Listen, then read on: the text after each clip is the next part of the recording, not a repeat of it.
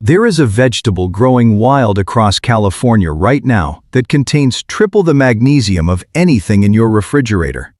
It cleanses your liver. It regulates your blood pressure. It was served at the tables of Roman emperors and American presidents. The government classifies it as a noxious weed. They spray it with industrial herbicides. They spend millions of dollars every year trying to kill it. Meanwhile, 42 million Americans cannot afford fresh vegetables. This plant was not always a criminal. 200 years ago, it was royalty. It commanded higher prices than the land it grew on. Chefs fought over it. Aristocrats demanded it. It was the ultimate symbol of wealth and sophistication. Then something changed. The food industry needed vegetables that fit on trucks. Vegetables that required no skill to grow. Vegetables that looked identical in every supermarket from coast to coast. So they replaced this nutrient-dense giant with celery. Crunchy water. A vegetable so nutritionally empty it burns more calories to chew than it provides. This is the story of the Cardoon, the wild ancestor of the artichoke, the gourmet superfood hiding behind a suit of armor, and the forgotten vegetable that could transform your health if the system would stop trying to poison it. Welcome to Clean Eating Forgotten. The archive opens in the fertile crescents of the Mediterranean, where humans first learned to cultivate the wild thistle that would become one of history's most prized vegetables. Picture the markets of ancient Rome 2,000 years ago. The sun beats down on stone streets. Vendors shout prices. Wealthy citizens send their servants to secure the finest ingredients for evening banquet. One vegetable commands attention above all others. It sits in wooden crates, its silvery leaves catching the light, its thick white stalks promising a flavor that no other plant can match. The price is staggering. More expensive per pound than most meats, more valuable than exotic spices from distant lands. This is the Cardoon. And in Rome, it separates the wealthy from everyone else. The Roman naturalist Pliny recorded his frustration in the 1st century. He complained, as wealthy men often complain, that Cardoons commanded higher prices than the farmland they grew on. A single harvest could cost more than the rent on the field. It was economic madness, he wrote. It was also irresistible. At Roman banquets, the Cardoon was the centerpiece. Chefs would braise the tender stalks in wine and garum, the fermented fish sauce that Romans poured on everything. The flavor was complex, earthy and rich, with a sweetness that emerged only after careful preparation. Guests would judge a host's wealth and taste by the quality of his Cardoons. The preparation was an art form. Roman cooks understood that a raw Cardoon is bitter and tough. The magic happens through transformation. They would blanch the stalks by burying them in earth or wrapping them in cloth, blocking the sunlight for weeks. Without light, the bitterness fades. The texture softens.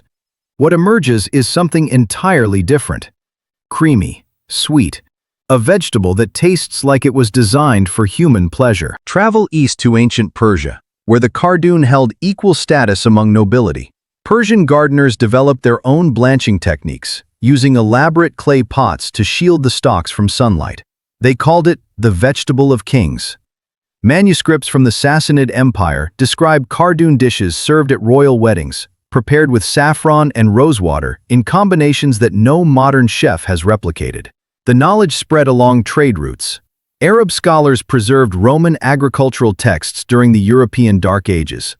They carried Cardoon seeds across North Africa and into Spain during the Moorish expansion.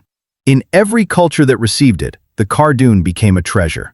Travel forward 17 centuries to the hills of Virginia. Thomas Jefferson, the 3rd President of the United States, designed his estate at Monticello as a laboratory for agricultural experimentation. He corresponded with botanists across Europe. He imported seeds from every continent. He tested thousands of varieties in his meticulously planned gardens. Among all his experiments, the Cardoon held a special place.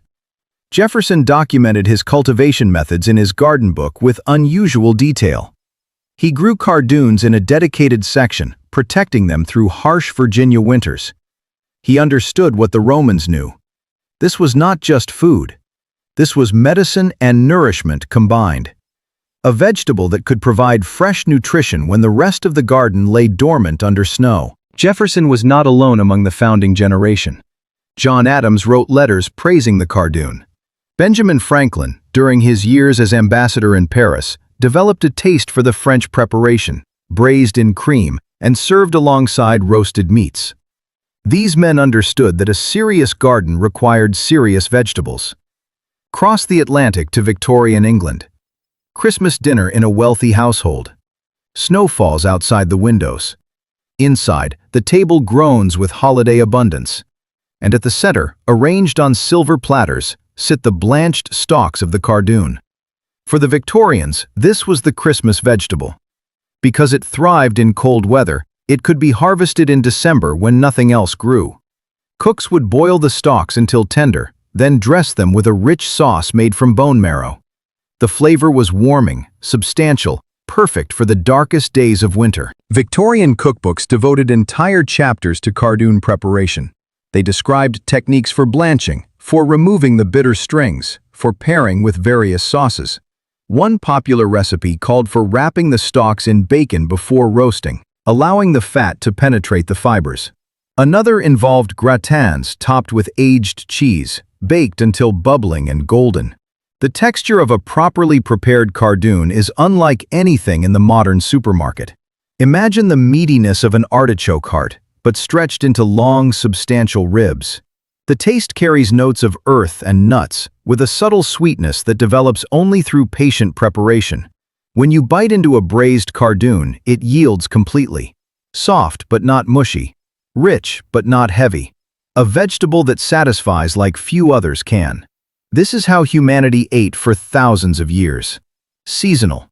Prepared with care. Nutrient-dense. Then the Industrial Revolution came for the dinner table. Modern nutrition research confirms what ancient cultures understood through observation and tradition. The Cardoon is not just delicious, it is a pharmaceutical disguised as a vegetable. Let us examine the numbers. Consider magnesium, a mineral that regulates over 300 enzymatic reactions in the human body. Your nerves require it to fire properly. Your muscles require it to contract and relax. Your heart requires it to maintain rhythm. Nearly half of all Americans are clinically deficient in magnesium. This deficiency contributes to anxiety, muscle cramps, poor sleep, and cardiovascular problems. 100 grams of modern celery provides between 11 and 16 milligrams of magnesium. The same amount of Cardoon delivers 42 milligrams. That is nearly triple the magnesium from a vegetable that grows in similar conditions and fills a similar role in cooking. Triple the magnesium. From a plant the government calls a weed. Now consider potassium, the electrolyte that regulates blood pressure and heart function. Americans are told to eat bananas for potassium. A medium banana contains about 400 milligrams. A cup of Cardoon contains the same amount. But unlike a banana, the Cardoon comes without the sugar spike, without the rapid blood glucose elevation, without the insulin response that drives fat storage and energy crashes. You can regulate your blood pressure with a vegetable that tastes like an artichoke crossed with the finest celery. A vegetable that was standard fare for your great-great-grandparents. A vegetable that now requires government permits to cultivate in some states. The calcium content tells a similar story. 1 cup of Cardoon provides roughly 170 milligrams of calcium. That is 17% of the daily recommended value from a single vegetable serving. For people who avoid dairy, this matters enormously. Here is a plant-based calcium source that our ancestors ate regularly, now virtually unknown to modern consumers. But the mineral content is only the beginning. The Cardoon belongs to the thistle family. Its cousin is milk thistle, a plant that has been used for liver support for over 2,000 years. Herbalists across Europe prescribed milk thistle for patients with liver complaints. Modern pharmaceutical research has validated this traditional use. The active compounds in milk thistle are now extracted and sold as supplements in every health food store in America. The Cardoon contains these same compounds.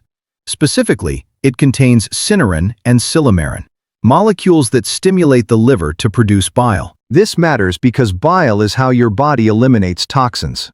When your liver produces bile, it flushes waste products into your digestive tract for elimination. It breaks down dietary fats for proper absorption. It removes excess cholesterol from your bloodstream. When you eat Cardoon, you are not just consuming fiber and minerals. You are actively supporting your liver's detoxification pathways.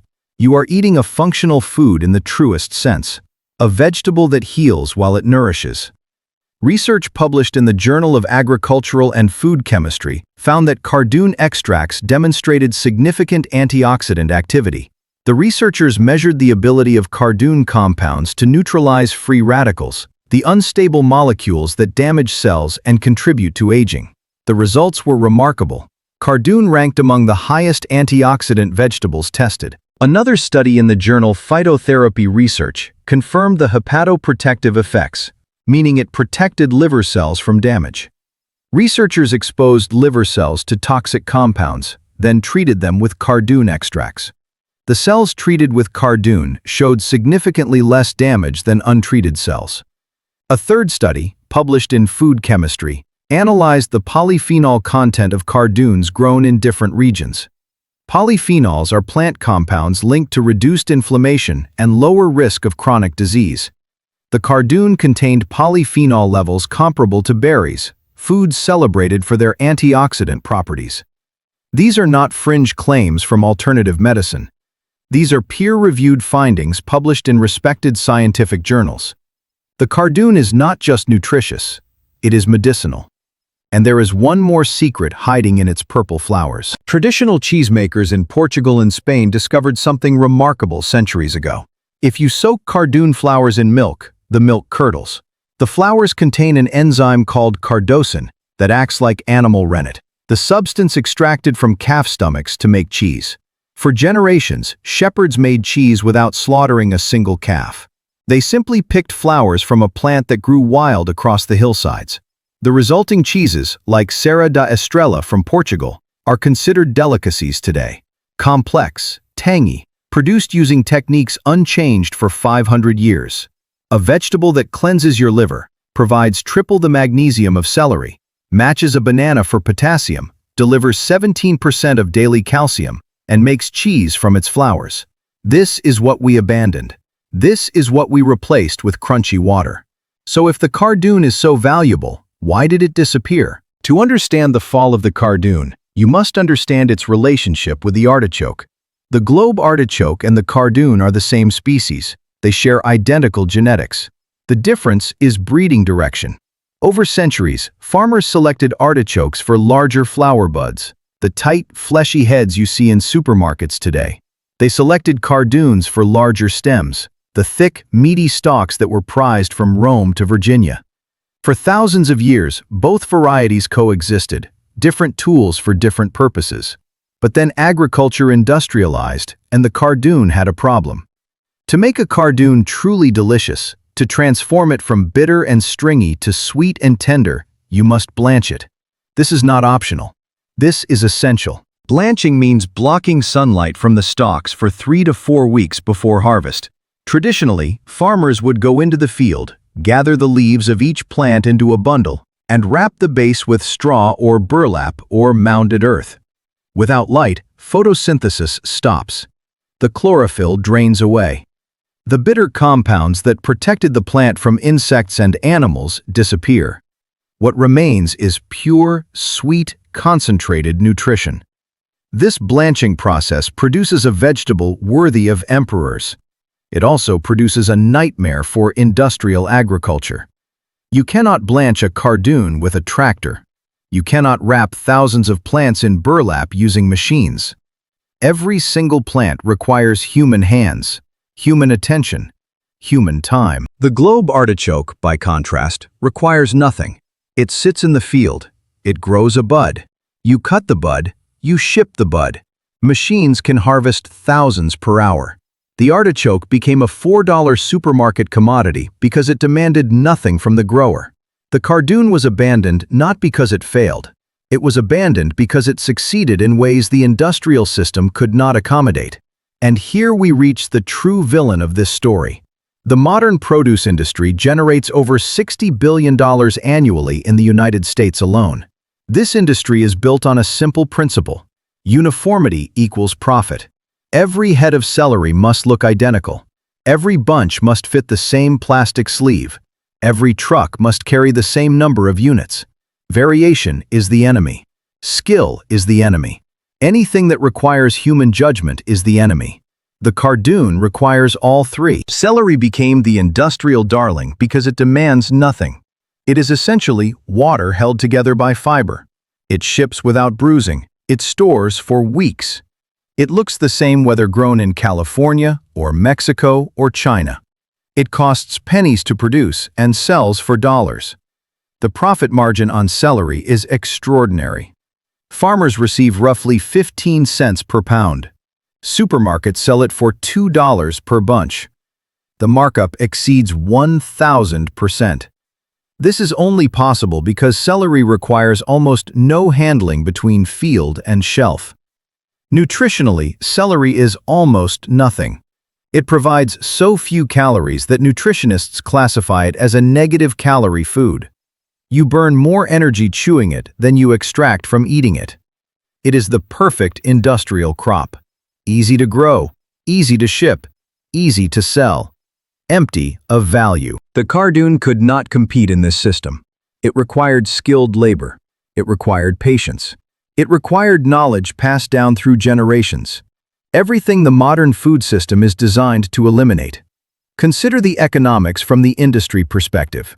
A field of celery can be planted, grown, harvested, and shipped with minimal human intervention. A field of Cardoons requires workers to visit each plant multiple times. First to blanch, then to harvest, then to process the stalks. The labor costs alone would triple the price. No supermarket buyer wants to explain why Cardoons cost $8 when celery costs $2. No produce manager wants to train staff on how to handle and display an unfamiliar vegetable. No supply chain executive wants to manage a product with a short shelf life that requires special handling. So the Cardoon was erased from American agriculture. Not by consumer choice, not by nutritional evaluation, by economic calculation. But nature does not accept termination quietly. When European settlers brought Cardoons to the Americas, they planted them in gardens from California to Argentina. Some of those plants escaped. They found the rich soils of the Argentine pampas. They found the Mediterranean climate of coastal California. And without farmers to wrap them in burlap, they went feral. In 1833, Charles Darwin traveled across the plains of Uruguay during his famous voyage aboard the Beagle. He recorded a sight that left him speechless.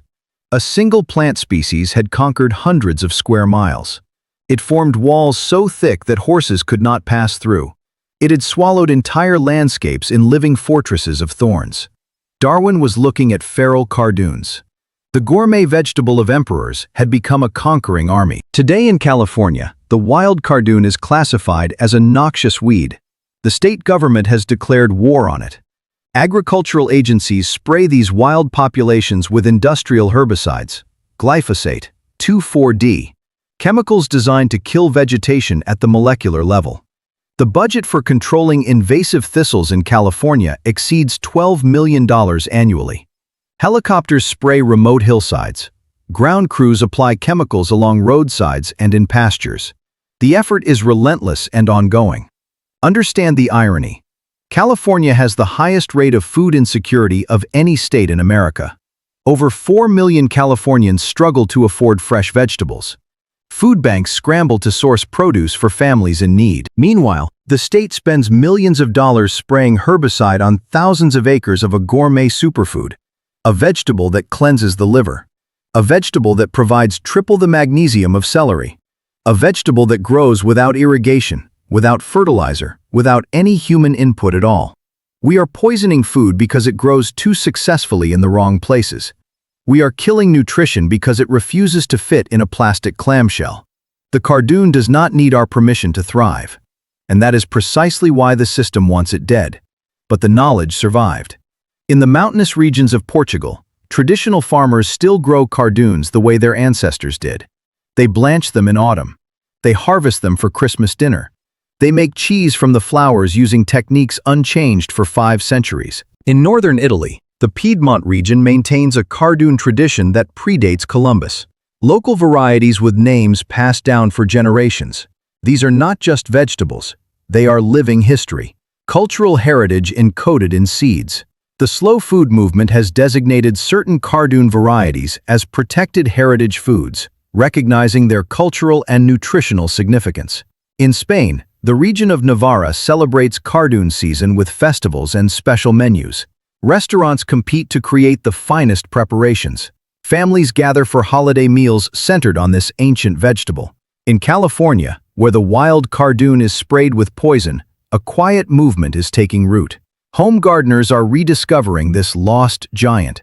Seed companies specializing in heirloom varieties now offer cultivated Cardoon seeds. The plants that were abandoned by industry are being adopted by individuals.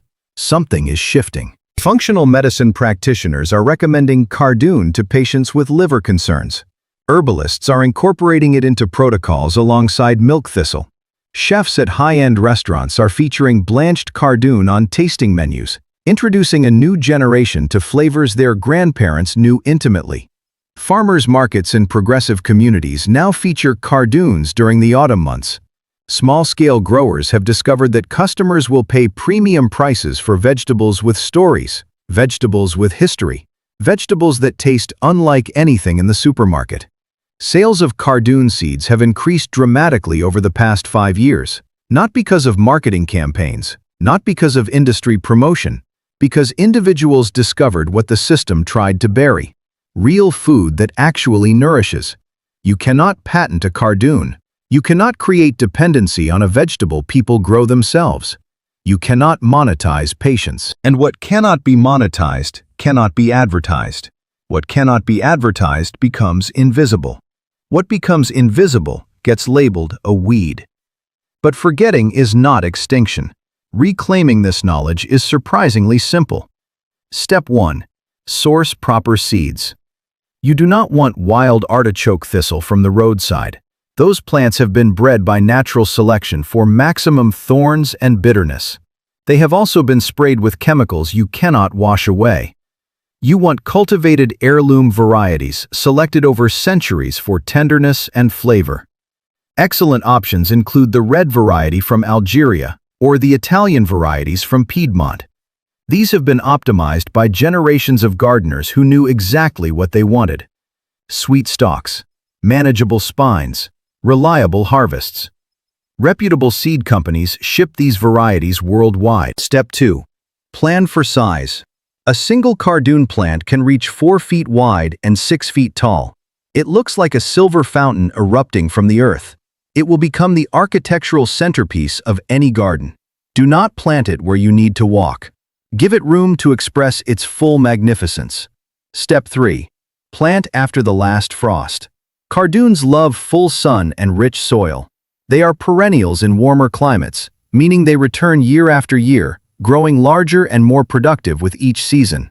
In colder regions, grow them as annuals, starting seeds indoors in early spring, just as you would tomatoes.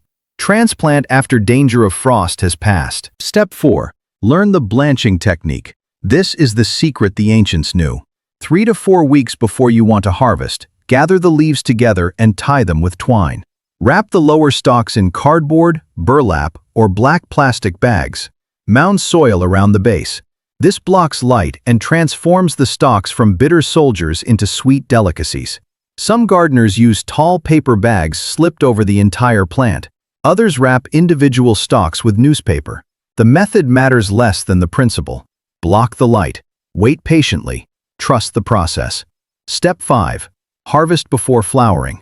Once a Cardoon sends up its purple flower stalks, the energy shifts from stems to seeds. The stalks become woody and tough. Cut them before this happens.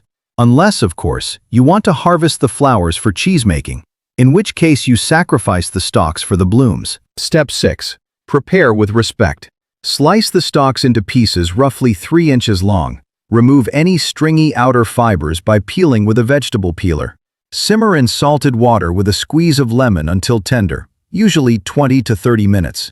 Then braise in stock, fry in breadcrumbs, gratin with cheese, or simply dress with olive oil, lemon, and salt. The flavor will surprise you. Nothing in the modern supermarket tastes like this. Rich and earthy and satisfying in ways that celery can never approach. This is what food tasted like before we optimized it for shipping containers. Step 7. Control the spread. Cardoons are aggressive reseeders. If you let them flower and go to seed, they will attempt to colonize your entire yard. Cut the flower heads before they turn to fluff. Or embrace the chaos and let them naturalize in a wild corner of your property. Either way, respect the power of a plant that once conquered continents. Step 8.